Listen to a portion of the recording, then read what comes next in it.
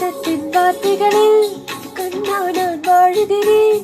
பேனாவில் ஊற்றி வைத்தது இந்த உயிரல்லோ. பொன்னி உன் கடிதத்தை பூவாலே திறக்கின்றேன். விருப்பத்தால் உந்தன் ஜீவன் காயம் படுமல்லோ. அன்பே உந்தன் நெஞ்சில் ஆடிப் போகின்றேன்.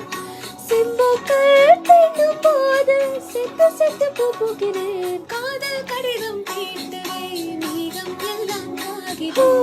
வானின் நீளம் கொண்டு வா பேனா